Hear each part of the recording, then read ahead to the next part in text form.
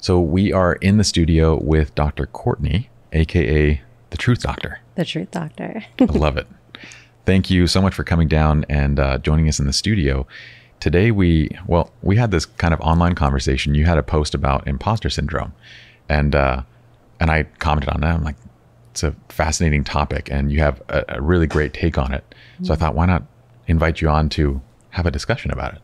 Yeah, and I'm happy to be here. And you're here. I was like, this social media world is so cool at times. Like, you're like, oh man, this is great. We're real people. I know, right? But, we were just talking before we started that kind of like a little bit about your background. And I was like, you know what, hold on a second. Let's go into a little bit of that because I think it's very unique. So yes, you are a licensed clinical social worker, a doctor of psychology. Why don't you tell us a little about this background? Because you were talking about basically, I mean, just to fast forward a tiny bit, you're the breadwinner and your husband's staying at home, and he was a partner and a marketing, you're going to tell the whole story, but basically he quit so that you could create this empire that you've created. Yeah. Which is wild. And yes. And I guess that's the truth of how to put it. It sounds, I guess it just doesn't really sound like my story because I never believed it would be, but it is. So I've studied psychology from 17 to 28. And throughout that time, I got 4 degrees. After I finished my master's, I was working at a rehab in Malibu for almost 4 years when I realized that what I was doing for other people, I could do for myself and also do it in a way that made me feel like I was living even more aligned with my values and my morals when it came to ethical clinical care. So I went home one day and I asked my husband if he would be willing to go basically on this adventure with me. Will you trust me, or do you trust me enough? It wasn't an ultimatum, but like a conversation. Do you trust me enough to quit your job, leave your position as a partner in an online marketing company, and help me open up a rehab? And he was like, what? I don't know. And I was like, when we had already been together for 12 years at that point, and I'm like, come on, and he agreed to quit his job, start this rehab with me. He had no idea. He didn't know anything about the clinical world. Yeah. But he knew a lot about me and what I was capable of. So he quit. We opened up the rehab. 4 years later, we successfully sold it for multiple 7 figures. That's crazy. And he was like, thank you. Thank you for being right. Wow. I mean, to me, that goes beyond trust, because I could completely trust you, but then be like, well, you're running a business that we've both never done before. It goes far beyond trust. It's like, you're also, he very much is in line with kind of taking risks. Like you are clearly good with taking a risk, and he's on board with that too. So it's like trust, but also an alignment of like values. Yeah, that's a really good point. I mean, we definitely were the risk takers. We met in high school and we definitely pushed the line impulsively, erratically, but then we shifted that to how can we break down the barriers that are typically set in society, but for the benefit of society, not just a kind of like an FU to society. And it's been really great because I kind of get asked often, what is it like to have your husband being a stay-at-home dad? And I think for me, and maybe it's the social worker in me or the therapist in me, but the roles are not very important to me.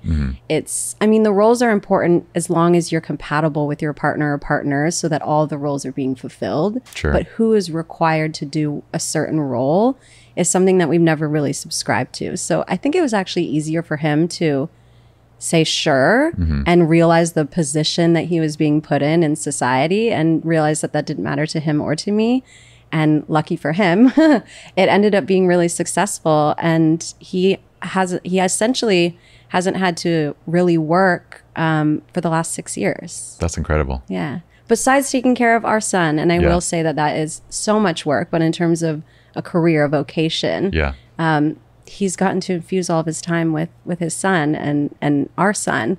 And he says it's the best thing he could ask for.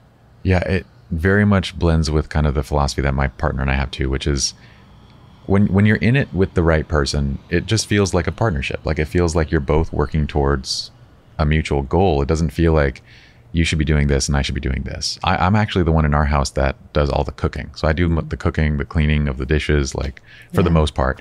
And we always joke around because when I'm not like cooking at home, or like if I don't have meal prep, then it's usually like frozen pizzas, which often my partner will burn. Right. She can burn water. Like she can burn water in a pot. And but we kind of both balance back and forth in terms of like what goes on in the home. It sounds like that's exactly what you guys are doing. Definitely. Yeah. I mean, he's known me since I was 14, and I have a lot of mental health issues. And so for me, it feels like while I am, like you said, the breadwinner, he also makes sure that I'm capable of doing that. And like, that's a really big deal. So not only does he take care more so our son than I do, and all of the household tasks, but he also really, really takes care of me. It to a point where I think even if we didn't have a child, he'd still have a full-time job. And I think that that's really important. I mean, we've known each other. We've been together for longer than half of the time we've been alive. And we're only 32. And so he just knows me as a human being. And it's not codependency, and it's not him parenting me. This is just the way our life has unfolded, and it's unfolded in a way that works really, really well for both of us. Yeah, it's amazing. It's amazing to have found that so young. Yeah, he has perseverance. I would say that's his like number one quality, and I think he would say that too. Is just he knows what he wants, and he knows what other people can't see at times even. Yeah. And he's willing to stick it out. You mentioned a really interesting thing that you've had mental health struggles of your own, which, by the way, as a side note, that was one of the things that also drew me to the content that you create. Because personally, I feel like the best educators, the best people that know a subject are the ones that they're speaking from a place of like pain. They're speaking from a place of empathy. They can actually understand what it is. So I thought that was very unique and important to be able to speak the way that you do about these subjects.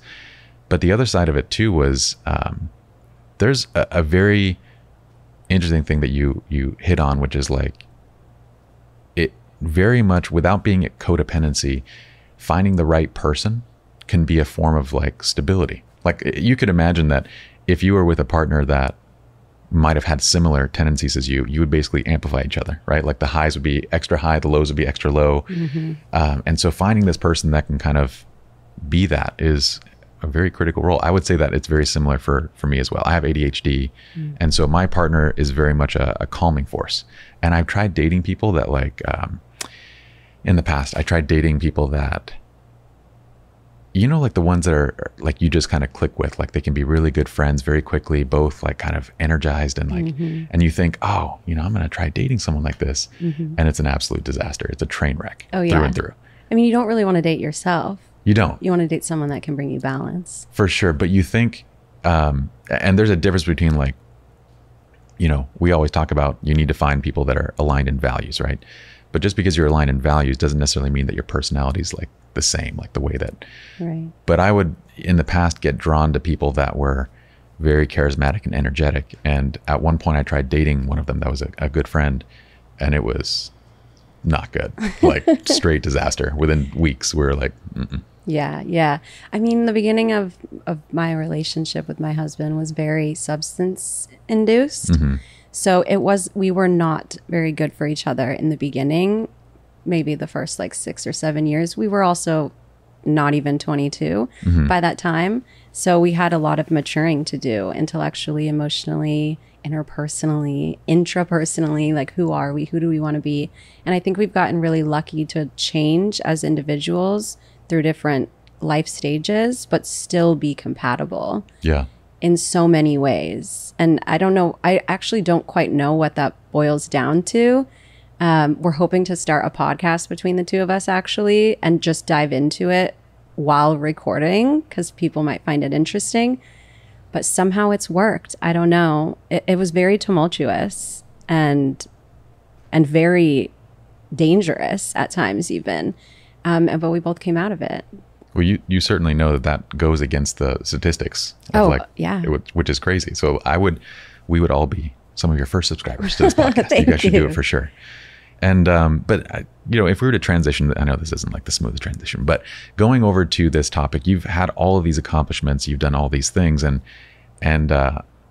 I'm willing to guarantee, if I were to put money on the table right now, that imposter syndrome is still a very real thing for you. Yeah, it is. In the sense of like, not like it debilitates you, but Right. that it's still in your head at some point. Yeah, I mean, I think the ability to compare Sure. is like the basis of being able to feel like an imposter. And the human brain compares for survival. So definitely I'm wired for it. So give me I'm curious your take on this. You're saying you've given a lot of lectures on the topic, but if someone were coming to you and saying, how do I get over imposter syndrome? What are you telling them?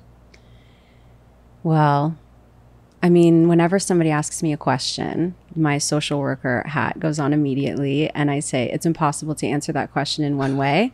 We can answer it sort of what I just did a little while ago, like interpersonally or socially or familially, or, it really depends.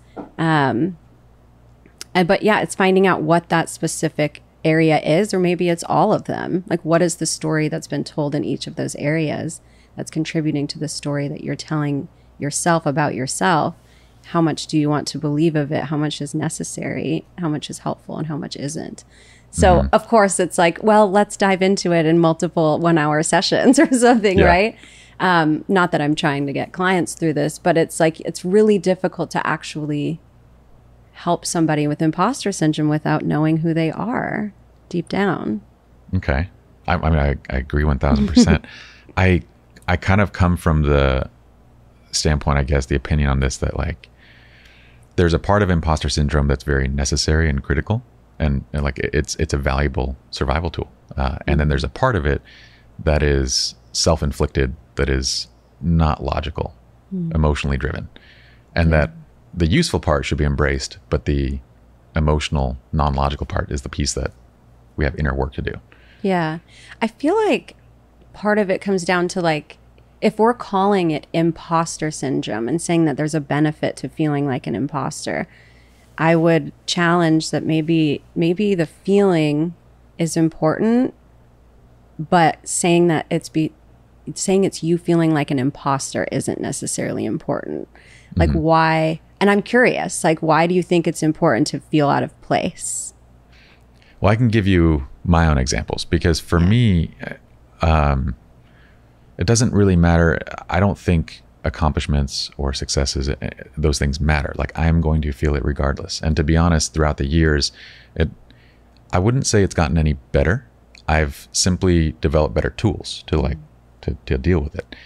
But if I'm going to go and give a lecture on a subject, I will always at some point feel like, who am I to be doing this? Like, it's wild that, and I don't want this to feel like a brag, but I've done plenty of live lectures as well as like TV-based lectures where there's thousands of people live or in the audience watching. And I'm like, I am a complete asshole for doing, like, what am I to any of this? But then that also kind of, I guess the useful part that I'm talking about is that feeling is what compels me to go back and look at the material again, and to make sure that it's, prepared properly, and to make sure that every single thing is, I'm going and questioning things and creating the answers to the questions that haven't really even been asked. The ones that are, I think that they're going to have a problem with this, so I'm going to create the response to that. Then when that's all done, what's left of that is basically a useless feeling. That's the feeling of like, okay, now I've done my work and I deserve to be doing this. The rest is just me being insecure. It's me allowing this, thing to reside in me. Yeah, that makes sense. I think it totally makes sense. And I think you're right. I think it also comes down to semantics, I guess. Like, could we say that we, instead of it being imposter syndrome, we care about how we're making other people feel, or we're making sure that we give all of the accurate information. And so I think, of course, imposter syndrome is a phenomenon, and of course it's real. But sometimes I do feel like maybe we're saying that we're experiencing imposter syndrome when it's actually just care or concern. And I don't know, I feel like what you just described to me was not a comparison. necessarily. It wasn't really you, because imposter implies a persona. It implies a role. It implies something that you're fulfilling Sure. or not fulfilling correctly, or that you want to fulfill correctly. And so, I mean, I kind of want to dive more into that situation of you being on stage. Is like, what are you being an imposter of, or who are you being an imposter of? I mean, I am comparing. It's a comparison to the people that I think in my head deserve to be on the stage, the people that, you know, that I looked up to, the people that, it's looking at the audience and wondering, like, how many of you should be up here right now talking as opposed to me. But I think, like, when I think of this, you know, putting the psychology hat on, it's like the red flag in someone's behavior is when they don't have imposter syndrome. Oh yeah. Because then it shows a complete lack of empathy. They can't relate to the material that they're teaching or the audience that's hearing it. So whenever I see someone that's like super confident and they're like, oh, I'm going to just crush this, I know it's going to be probably a really shitty lecture. It's going to not go so hot. Yeah. You know what I mean? Like, yeah. So to me, that's always been the marker of, no, you're doing the right thing and you're in the right place. And I've always, since I was 20 something, I got to a place where if I felt discomfort, that's when I knew I was kind of doing something right. Like that, that became my guide and my teacher, because I didn't necessarily have the best, like, kind of personal education growing up. So what became this rule of thumb is, if you're uncomfortable with it, it's probably good for you and it's probably what you should be doing. Yeah.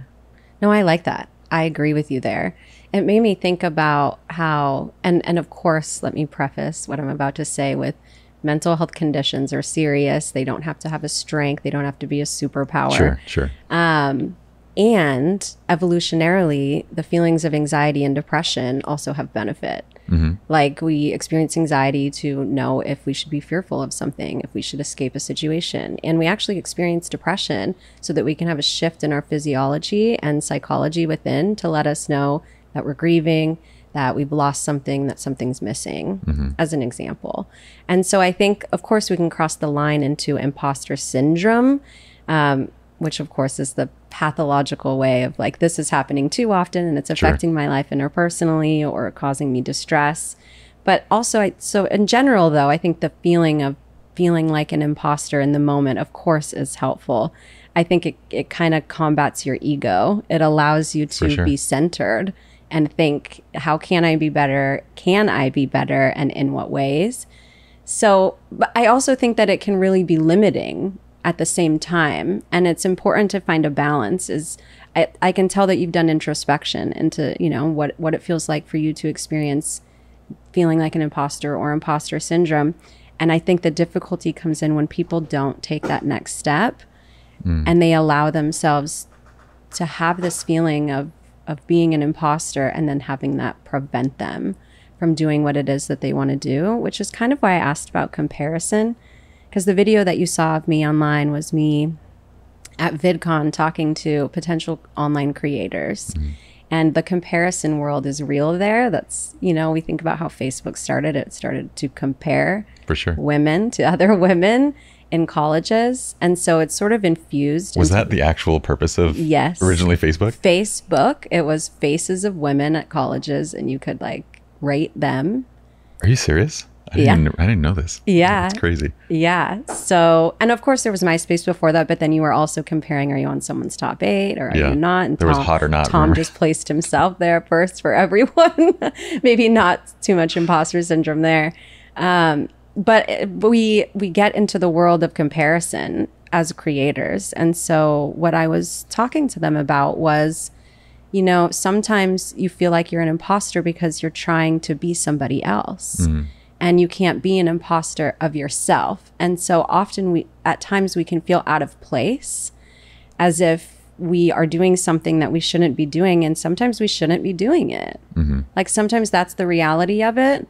And other times it holds us back from doing the things that we should be doing because we think we need to be doing them in this way or that way, when our way is just as valuable as somebody else's way.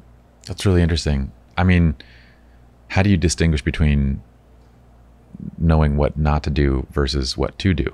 If I'm honest with you, a year ago, every single person in my life told me that I shouldn't be going into this space, including, like, all the, you know, in the photo and creative space, we have millions of followers. And as they saw me doing this, there was plenty that voiced a lot of concern of like, who the hell are you to be telling people about, you know, relationships and psychology and mental health? Yeah. But, and then fast forward, you know, less than 8 months later, and they're like, oh, this makes complete sense for you. This is so awesome. I'm so glad that you're doing this. And they talk about it like it's a sure thing, right? They talk about it like, oh yeah, with your background and these experiences you talk about, it's a no-brainer. Like this was for sure going to succeed. Yeah. But like in those moments when someone's grappling with, should I do it or should I not? What do you tell them? I mean, when you just told me that people were telling you 8 months ago to not do what you're doing now, my mind went to why? Like it's there.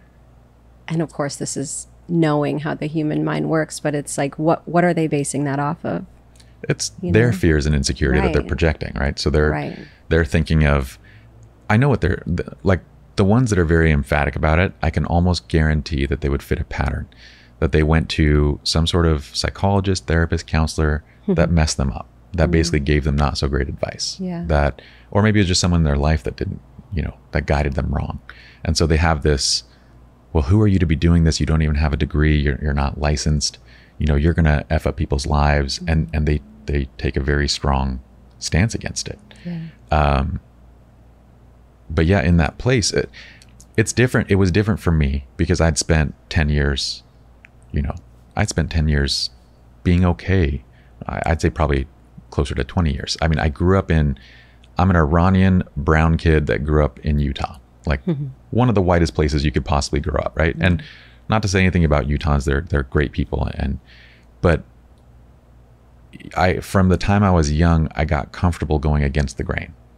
So like by the time I'm 40 and I'm launching this and I've already done this and had plenty of people throw me hate, I'm prepared. And I'm like, you know, I can recognize your fear and worry, and believe me, I want to make sure I do right in this space too. And I want to do right in this space more than your fear of it and more than all. So I'm good. Yeah. But then I was thinking, what does everybody else do that doesn't have 20 years of going against the grain of like these experiences? Yeah. I mean, that's a good question because, I mean, there's imposter syndrome, then there's low self-esteem. They're right? closely related. They're closely related, but I think that they're different because imposter syndrome, I think, is situational. Sure. But low self-esteem can be pervasive. And that's a really beautiful way of putting it. Thanks. Imposter syndrome can be situational and low self-esteem is pervasive. Yeah. Yeah. But so I feel like that's something that really matters because somebody could not have 20 years of experience, but have high self-esteem and maybe go for it. But a combination of a lack of experience plus low self-esteem can result in situational imposter syndrome. But that question that you asked of, you know, how does somebody know when they should do it and when they should not do it? Let's take self-esteem out of the equation, even though it's very, very important and makes a huge difference. I think if somebody has an awareness of how to take care of themselves, like, I shouldn't jump into something where it's going to completely financially ruin me and I can't support myself or my family. But if they understand how to take care of themselves financially, mentally or cognitively or psychologically enough, right? There's a field to help you with that. You don't need to always know how to do it perfectly. And understands their own life ideals, then I think most people would go for it. I think the issue is that we're lacking in one of those areas.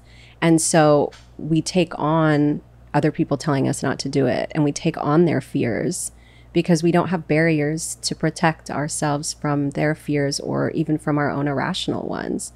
I really believe that the root of imposter syndrome, when it comes up, is a difficult core self. There's either it's confidence or it's awareness or insight or skills-based lacking that really allows people to fall into this syndrome. And I think the last thing I'll say to add on to that is, of course, society matters. I mean, if you're a Black man going to a medical school, you're likely going to feel like an imposter when you get microaggressions from people that are trying to make you feel as though you shouldn't be in this position that you're in, not to mention the historical basis of that feeling to begin with, not even being considered to be a man. Yeah. So there are lots of things that fuel imposter syndrome, and it depends on each person, which goes back to me in the very beginning of this question going, you have to understand who the person is and which aspects of their lives in which buckets are causing this feeling. Yeah. I couldn't agree with you more. I like to kind of say that the useful part of imposter syndrome is to look at specifically what might be lacking. Like usually if we were to talk about, let's say, a photographer, because we have a lot of those in our communities, one of the biggest things that they grapple with is like, is my work good? And in many cases, it's not that good. It's not that good yet. And I always worry about like, there's two sides of it, because there's the people that will blindly encourage you and you need to just go for it, like forget it, and like you just need more confidence. And I get the sense that a lot of coaches and even some therapists fall into that group where it's like, I'm just gonna, you just need to get but that imposter syndrome that they're feeling is it's there for a reason. Like it is true that their work isn't quite good enough, but that's the very feeling that will drive them to the place where their work is good enough. Yeah. And so in that sense, it's like, okay, you have to embrace that aspect and work towards the piece that you feel insecure about, because that's more skill related, it's knowledge related, it's those pieces. Then once you've attained that, there's the that Dunning-Kruger effect of like, well, the more I learn, the more I realize how much I don't know, and you start making comparisons and doing all that. And that's the piece where I feel like, okay, this is an emotional piece, and we have to look inside and figure out what's going on for that. But another example, I like talking about personal ones because you can analyze me to death and it's not a client. So in starting up this, so I wrote this book. I was done like a couple of years ago. In 2020, I tried to market it, and I already knew, like, just coming from a background of content and platforms, I knew what was going to happen. I tried to take it to publishers, and literally every single one of them said the same thing that I thought that they would say. You don't have a degree. Who are you? You're not a doctor. And I'm like, well, I do have the following. And they're like, but it's not in the right field. And one after another, just every publisher, every agent just kind of shut the door on me. And I was like, cool. As to be expected, the wedding photographer essentially has written a book that nobody wants. And that's fine. But then the process and journey became, well, what would be the steps? Because I already feel it myself. I already feel like at that point, I'm like, okay, I can feel I don't belong in this area. And I knew that it's not a knowledge or expertise standpoint, it's like a surface level. Like, I don't have the license. I don't have the traditional credibility. So there was, well, I could go back to school, and I quickly nixed that. I'm like, I would hate that. That would bother me to death. I could get some sort of licensing. I could build a platform on my own and call it, whatever I want, coaching, whatever it is. And then this other option fell into my lap, which was when I met Dr. Glenn. And the way that started was just, here's my book. It's a book that nobody wants, and maybe someday it'll come out, but all I want is for you to try to prove it wrong. And then he came back and he was like, I can't prove it wrong, and I'd like to partner and create this whole thing as a framework. So that eventually became this. And as soon as he was on board, and as soon as I had that person sitting next to me that did have the credentials and the experience, I was like, oh, that's interesting, because there's still some level of imposter syndrome there, but it was 80% gone. And that's the piece that I feel like often gets ignored and brushed under the rug when someone just says, you just need to have confidence and just run at it and just go and do. No, it was there for a reason. And if you can solve those things, then you can come at the problem with if you feel like your artwork or your photography or whatever it is good, then you come at the rest of it, the business, the selling, all of it with a completely different mindset, as opposed to, no, just be confident no matter what. Yeah. Well, I mean, being confident no matter what sounds like an issue in itself. Yeah, it does. It really does. But yeah, I think you're right. It really comes down to, well, one, we want to listen to our feelings regardless of what they are. And that sounds sounds like such a therapeutic thing to say, but we do. And it's figuring out like, what's the message, right? And maybe sometimes the message is like, I don't want to listen to this feeling. And maybe sometimes the message is, I have to listen to this feeling. And it's figuring out the difference. I think that's most important. Because, I mean, part of me would also go like, what's the end goal for your book, right? Like, even back then, was it to have it be a New York Times bestseller? Why? Like, what's the feeling that would bring to you as a person? And it's, you know, if you gave up on the book and you didn't get to where you're at now, how else could you have achieved that feeling? Sometimes I think we create a pathway to an end goal, an end feeling, or an end situation that we want to find ourselves in. And then we start to feel like an imposter when someone tells us like, oh, you're not allowed to be on this pathway. And then we think, okay, well, now I'm never going to get to this feeling. So I just need to like be confident all the way, no matter what, or maybe find a different pathway to the feeling, because the feeling, it's not forever gone. You're limiting your mindset. And sometimes I think imposter syndrome can be exactly that, limiting your mindset. Maybe you don't belong there. Maybe you're right. But that doesn't mean that you can't feel the way you want to feel about yourself or your life. You know? You bring that up and I have no problem with being 1000% honest. So I wrote the book for my children thinking that, you know, first and foremost, if it helps them to live a better life, and you know, relationships are such a huge part of our lives. So that's like, if it can help them that way, mission accomplished. But I'm not going to lie, like there's a huge driving force of, I do want this to be a best-selling book and I do want to be on that list. Yeah. I would probably, like my little inner psychologist would say, this is me kind of giving an FU to all the, you know, people that have always doubted. Right. And I'd be lying if I said that wasn't still there. It for sure is. Like but I guess even if I were on the best-selling list, I know it doesn't stop. Right. Because I also know that, well, now I want another book on the best-selling list. Right. This is how every single thing that I've ever done has worked. Once I get that thing, I just want to go and accomplish the next thing. Yeah. I totally agree with you there. I totally agree with you. And I think that's why people say that you have to learn to live with imposter syndrome, or live with the feeling of being an imposter, because it'll never go away.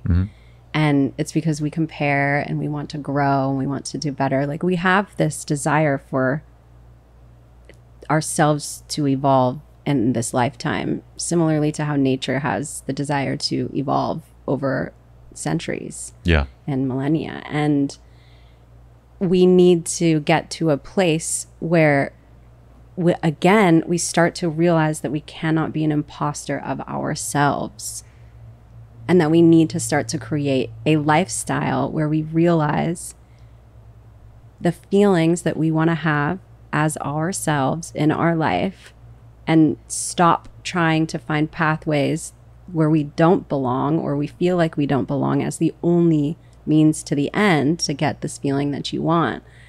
And I mean, for me, I have, of course, accomplished a lot. And when I was first starting my platform, someone said, why don't you have all your degrees on the wall behind you? I said, because I threw them all away. And they were like, ask why. Oh my God, like, you have lost so much credibility to me right now. Like, how could you throw all of your degrees away? And I said, tell me what the piece of paper in a glass frame means to you. Yeah. Like, I didn't throw away my education. I threw away this piece of paper that makes you like me more. Yeah. And it doesn't mean anything about me. But I got to a place where I wanted to avoid imposter syndrome so much that I started to just completely detach from my accomplishments altogether. Interesting. Like, I didn't need, you know, you're like, call me Dr. Courtney or Courtney. Yeah. And I was like, I don't care. And like, maybe Dr. Courtney is appropriate because that's the role I'm filling in this position that I'm in. But I'm like, whatever, I don't care. But for so long, I would pull away from my accomplishments because I didn't want to deal with the you don't belong here, or you're too young, or you didn't go to an APA accredited doctoral degree. outside of the fact that I was running my own business at 26 and serving hundreds of clients a year, which is why I couldn't quit and go to a full-time APA program. But so I have these, like, there's these stories that we tell ourselves of like, I want these things, or I've accomplished these things, but I'm going to detach from them because I don't feel like I deserve them. And just over the last year, I actually got all my degrees again. I put them all up on my wall, coming out with like my first reel later today, actually, with them all behind me. And I'm starting to re-enter into the society that expects us to want certain things. We want these degrees to be on the wall. We want our book to be on the New York Times bestseller list. We want to have these things to show for who we are. And typically all of those pathways to get to the point where you can show those things are ways where you feel like shit. You feel like an imposter. You're living within the societal expectations or the family expectations. And none of those things truly inform you of who you are as a person. They don't, like, you, when you're dying, maybe you'll be like, okay, that was pretty cool. I was a New York Times bestseller. But more so, you'll be happy feeling accomplished in general. For sure. So I agree. I don't know. I feel like we have to decide whether or not it's important to feel like an imposter, to get to a place that we want to get to feel a certain way that we want to feel, or not. What you said there was so, I have to like unpack that for a second, because you went about it the exact opposite way that one would typically think. You're literally saying that you dealt with imposter syndrome by taking all the stuff down, all of the accomplishments, everything down. What did that do for you? It allowed me to detach from the expectations of society. Like, it allowed me to be, I try to live in this moderate Buddhist perspective on life. It's really what helped pull me out of a lot of my mental health issues. And it's just non-attachment. So like, realizing you could do the same thing with those on the wall without those on the wall. Yeah, well, it's kind of like materialism, right? But materialism even in terms of like status. Sure. Right? Like the New York Times bestseller list or the doctor before Courtney. It intentionally, I felt like I was going against the grain. Like, especially when someone said, now you've lost credibility. Yeah. I'm like, really? Because that sounds like you're trying to make me feel bad for who I am, for not doing it the way that you wanted me to do it. And that sounds a lot like the white man telling the black man he shouldn't be a doctor. And that sounds a lot like somebody telling you that you shouldn't be in this space because you don't have education or experience or whatever it is. And like, I'm not okay with that. And so, yeah, I threw my degrees in the trash symbolically. I can't like take these parts of my brain out, right? But I wanted to challenge people in that way. And that's why I say what I say about imposter syndrome too, is like, what are you trying to prove, and to who? And who are you trying to be, and why? And I think if we really take a look at at least that aspect of imposter syndrome, we gain a lot more self-esteem. Sure. Because we start to identify who we are individually outside of literally what every person has told us we should or should not be from the moment we could conceptualize words. I have two more questions. Okay, so when you put those back onto your wall, and I don't want to forget the other question. I wanted to talk about the subject of just certifications, degrees, that too. But when you put those back on the wall, what was the reasoning then? Because now you're embracing it a little bit. That's a good question. And I'm thinking about it right now, my answer. To be honest, I think I was missing out on the population of people that might need to be served by me most. I agree 1000%. So if I need to have the perception, if other people need the perception that I am a doctor because my wall behind me looks like doctoral walls, then I'll try it out. So I paid the money to get all of the diplomas again. Took so long. It was very aggravating. So many like walls behind you getting a piece of paper that represents your person or your experience. But I'm curious to see what happens. I think I detached myself from the human mind for long enough throughout the whole pandemic. I was just like, I am not dealing with any of this BS. But things have settled, and I'm curious to see honestly what happens with my engagement, because if I do gain a larger following because of what my background looks like, then it's going to be a hell of a ride when I take them all down and throw them all in the trash again and see what those people have to say. I mean, I agree 1000% with like, credibility is a big thing, right? I mean, we all need to be able to make quick snap judgments on things that actually matter, and going and seeing, you know, people that are giving advice and whatnot on social, or these videos that are being created, or podcasts or whatever. We look at ratings and reviews, and, you know, how many followers do they have, and obviously degrees and licensing plays into that. I do think from a standpoint of like your personal journey aside, I do feel like if you have it, you should show it, because it plays into, like, just from an unbiased standpoint, you're communicating now to a larger audience that would have, like, you know, closed off to this. Oh, she doesn't have the degrees, or they don't have this, or whatever it is that they're missing. But I also understand like the personal journey aspect of it, because I can't tell, and I always say this, but I feel like unless people have gone through this themselves, they have no idea what I'm talking about, like what I'm saying. I can't tell you how many certified therapists, psychotherapists, counselors that I've met with who don't know shit. Like they're terrible, and they have the degrees. Oh yeah. And they're god awful at this. And they're doing so much damage with, and it's not because, like, the frustrating aspect of that is because humans, we should be looking at degree as one form of, like, a certification, a degree, whatever it is, licensing, that is one form of credibility, right? But it shouldn't be the highest form and the only thing that matters, because you can be an incredible doctor with, you know, graduating from whatever school, and you could have graduated from the best school and be horrible. And people don't realize this. No, people do not realize it, because our brain places people in categorical schemas. It's so that because our brain is lazy as fuck. It doesn't want to, sorry, I don't know if you No, we're good. It's lazy. It doesn't want to think. And so it'll place anything into any category that seems to make sense. And I mean, that's even why I wear a white doctor coat, because people assume, well, I do it on purpose because people assume only medical doctors wear white coats. Yeah.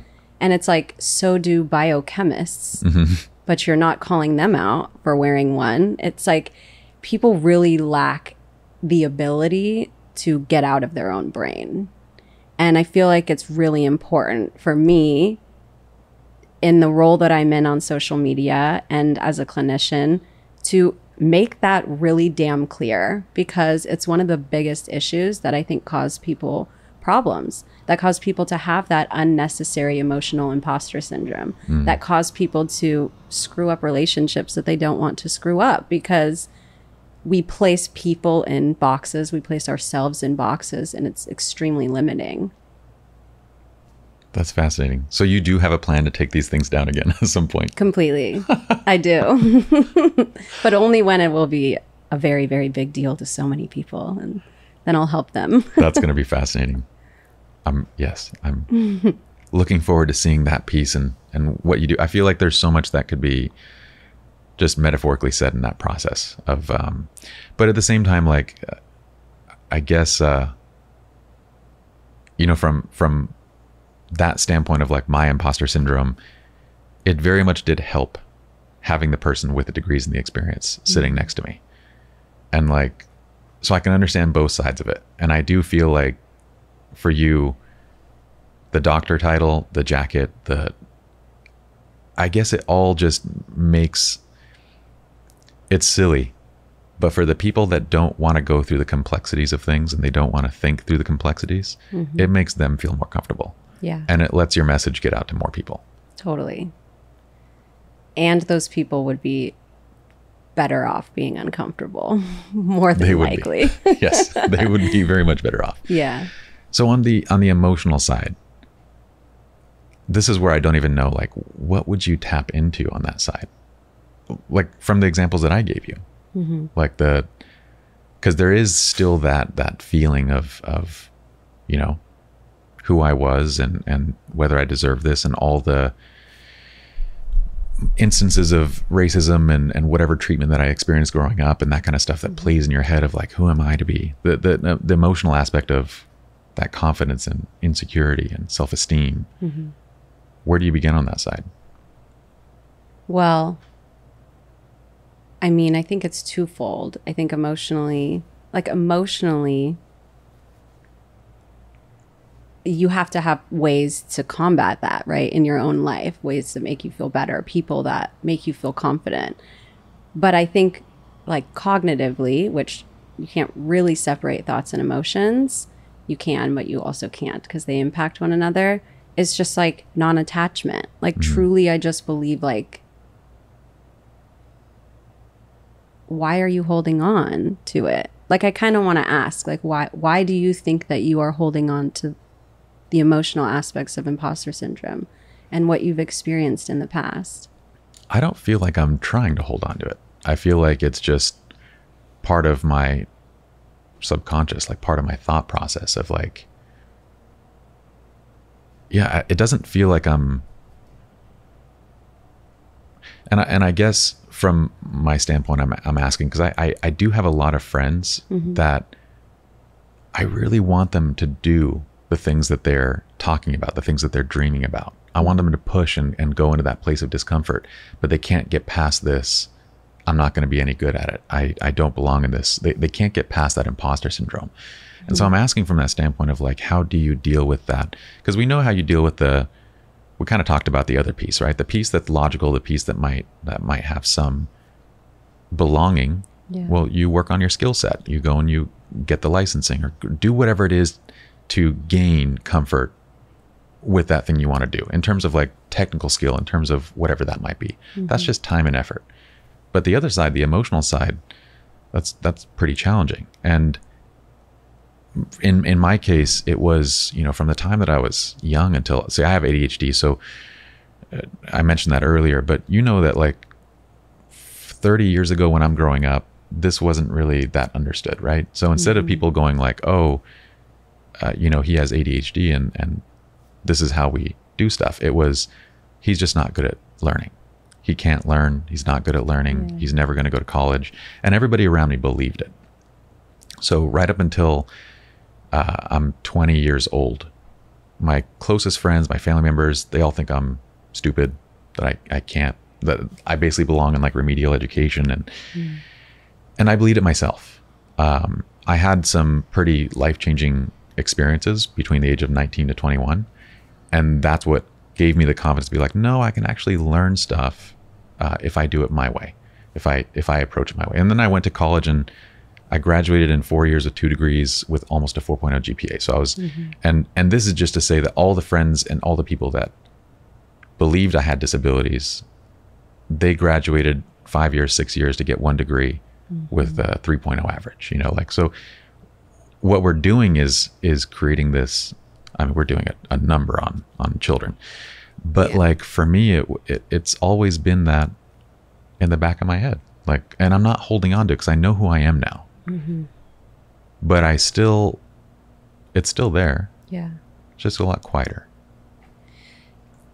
Well, I mean, it's stored, right? Like it's stored in your brain and it's stored in your body after all this time. I think part of what I'm trying to actually write in my book, which I still haven't gotten the proposal out yet because maybe a little bit of imposter syndrome, maybe a little bit overworking, is there's a huge difference between the brain and the mind.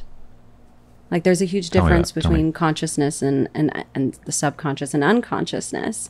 And like, sure, if in the present moment, who you know to yourself to be is somebody that isn't holding on to those things anymore, that doesn't make your brain just forget those memories. Sure. It doesn't make those systems just automatically die. Maybe over time, of course, but if paying attention to that feeling for as long as you had to pay attention to it to survive, it's going to be maybe that long, if not longer, to undo like the systems that were put in place for you to learn how to survive in your environment.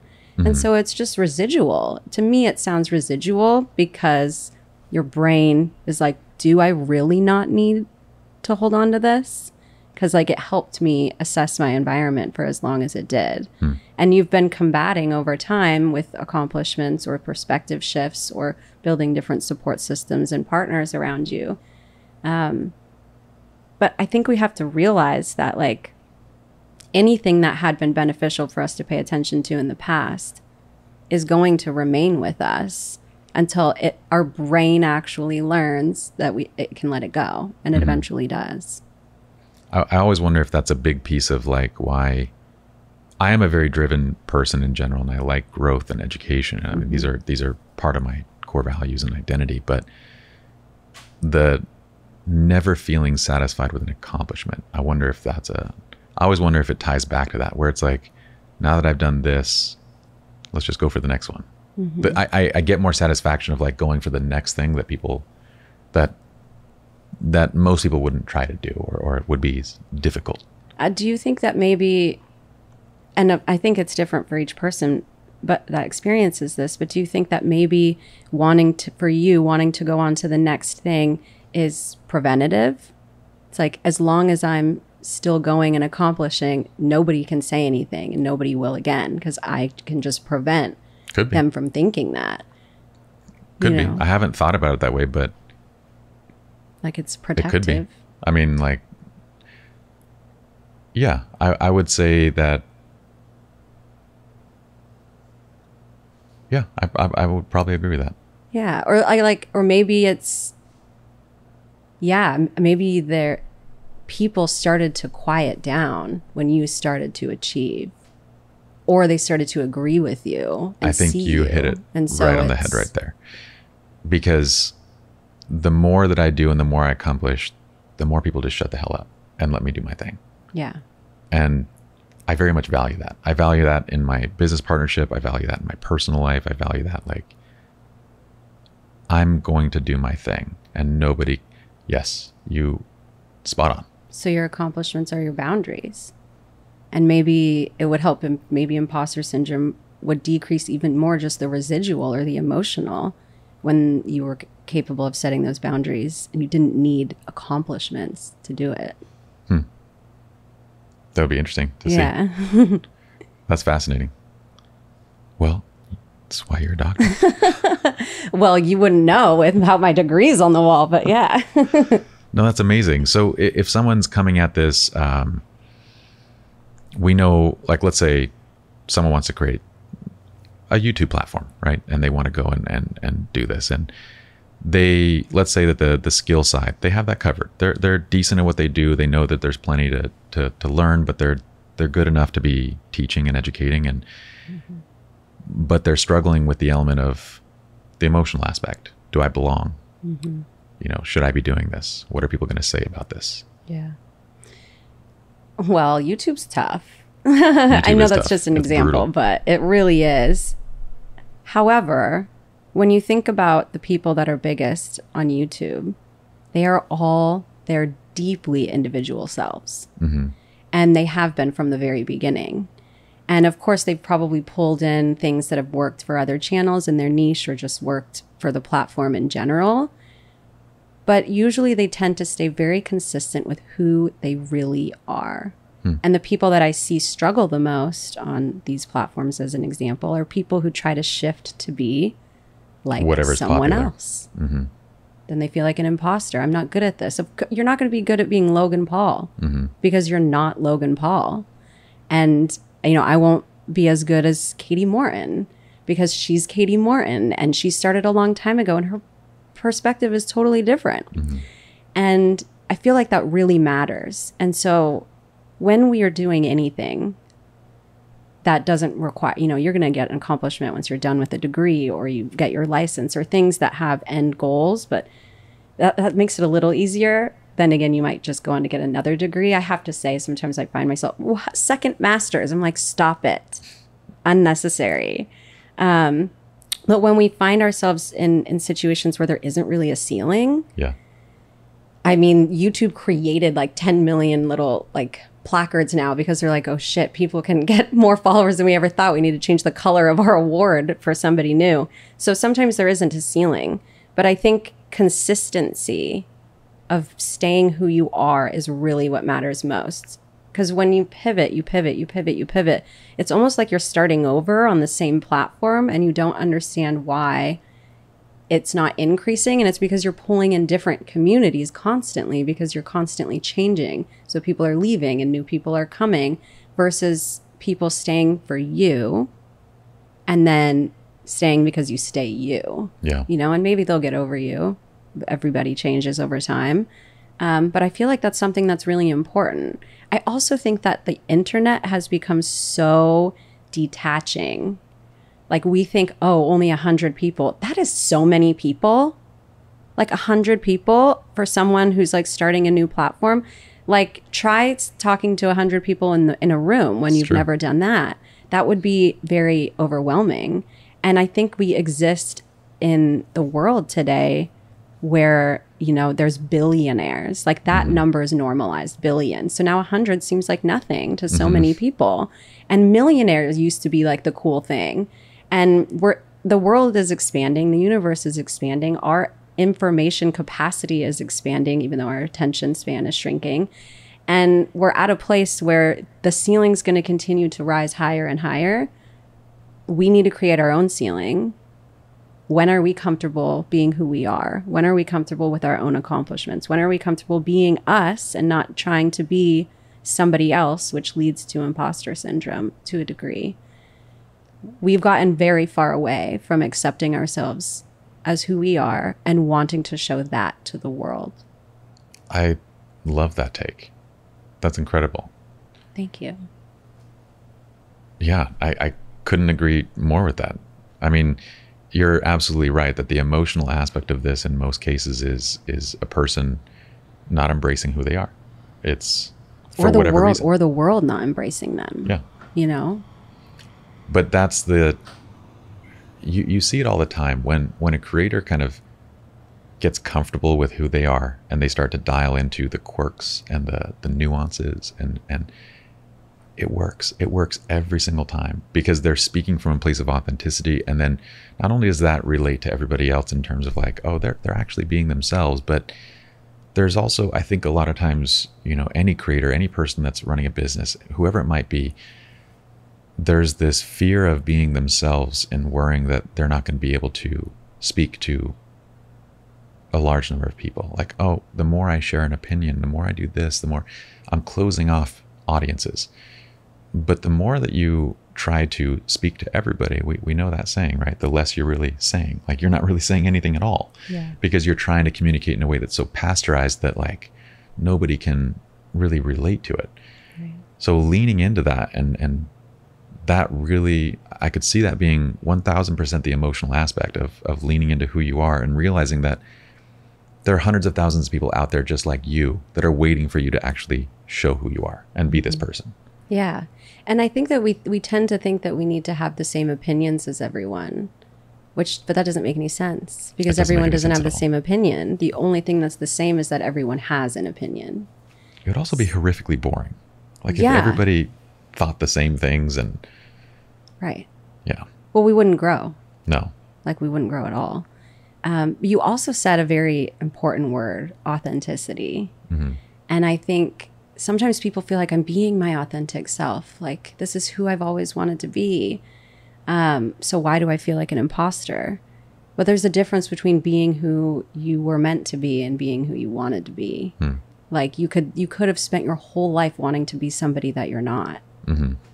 And now that you're somebody that you're not, you feel like an imposter. Like, okay, yeah, that makes a lot of sense because now you're somebody that you're not.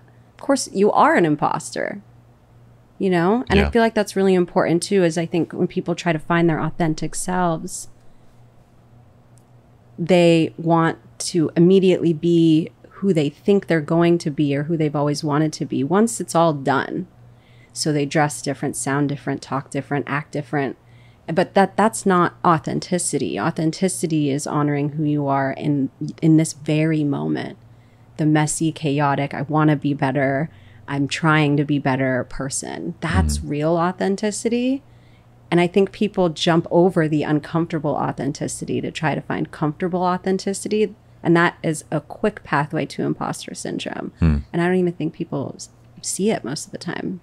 I also feel like to get to what you're describing, someone would have to work with someone like you to get there, because oftentimes you're going to be the amount of mental blocks and emotional blocks and things preventing you from just being that person. They're substantial. Like I haven't met a lot of people that can just be that on their own without some form of support. Yeah, I agree.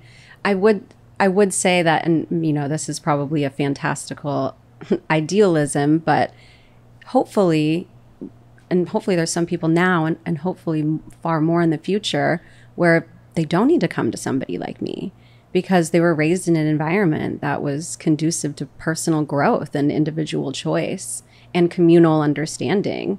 And we just don't live in a world that really allows children to grow up in environments like that, which is why my field exists. And at the same time, I think that we're not just trying to repair childhood ailments. I think also the brain is an asshole, and it really does not make the best choices for you a lot of the time. And so it would be great if our field could be a lot more geared towards what's typically expected in just the human condition, Sure. and not what's expected based off of the conditions of humanity as we know it today. Mm-hmm.